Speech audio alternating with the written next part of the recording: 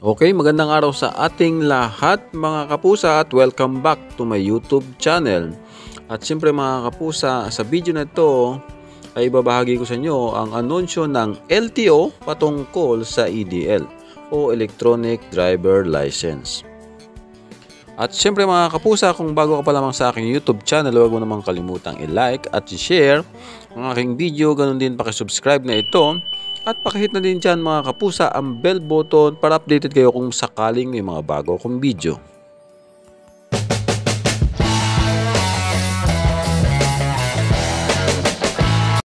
Okay, itong EDL mga kapusa ay makikita nyo sa inyong mga LTMS portal account ng LTO.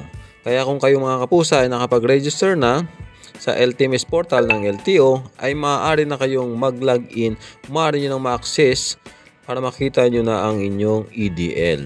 Siyempre mga kapusa, kung hindi pa kayo nakapag-register sa portal ng LTO, ay maaari nyo ding panoorin ang video ko na ginawa kung paano ba mag-register sa LTMS portal ng LTO. Makikita din nyo mga kapusa dyan sa description box ang link ng video ko para dyan, kung gusto nyong panoorin mga kapusa. Mga dapat malaman tungkol sa Electronic Driver License. Ano ang Electronic Driver License mga kapusa o EDL na tinatawag? Ang Electronic Driver License o EDL ay isang electronic na bersyon ng driver license na inisyo at nakalagay ang isang secure na digital format na maaaring itago, tingnan at i-access gamit ang electronic na device. Ito ay magsisilbing alternatibong sa physical na license card at maaari itong ma-access sa LTMS portal mga kapusa. Kailan magiging epektibo ang implementasyon ng EDL. Magiging epektibo ang pagtanggap at paggamit ng EDL simula noong Hunyo 11 mga kapusa.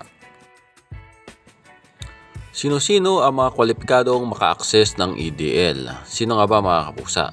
Sabi ng LTO dyan ay tanging ang may hawak ng valid driver license na inisyo ng LTO ang kwalipikadong maka-access sa EDL module.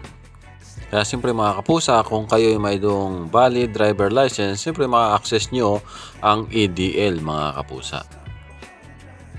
Ano naman ang pinagkaiba ng EDL sa physical na lisensya hinggil sa usaping pribilehiyo at responsibilidad sa batas trapiko?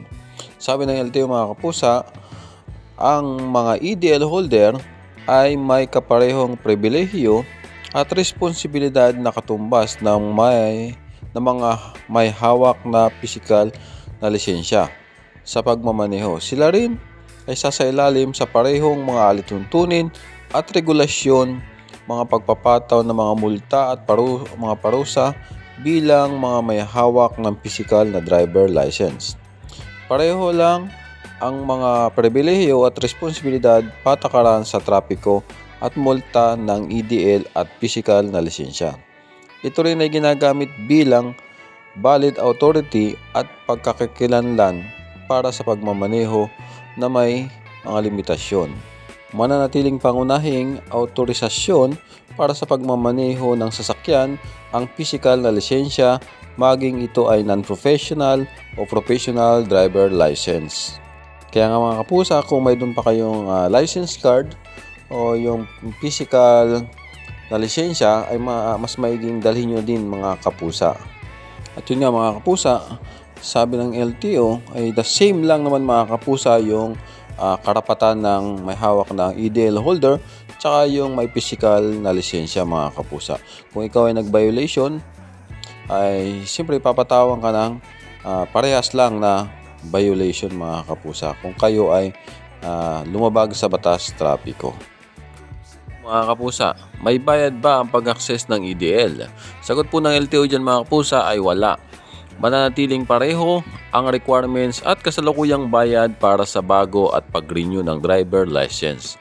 Sa makatuwid mga kapusa, walang karagdagang bayad ang pag-issue at pag-access ng EDL. At yun naman mga kapusa, paano matutukoy na lehitimo ang EDL? Masasabing lehitimo ang EDL kung ang nagmamaneho ay may access lamang sa LTMS account nito. Hindi tatanggapin ng mga law enforcer, personnel o deputized agent ng LTO ang anumang larawan o screenshot ng EDL o Electronic Driver License sa oras ng pagkahuli. Naglalaman ng QR code, fingerprint at larawan ng may-ari ng lisensya ang EDL na makikita sa LTMS portal. Ito pa mga kapusa, maaari bang ipakita ang EDL sa oras ng pagkahuli? Sabi ng LTO mga kapusa ay magsisilbing alternatibo ng physical na lisensya ang EDL. Sakaling hindi dala ang physical na driver license, maaaring tanggapin ng law enforcement agency ang EDL bilang pagkakakilanlan ng may-ari ng lisensya.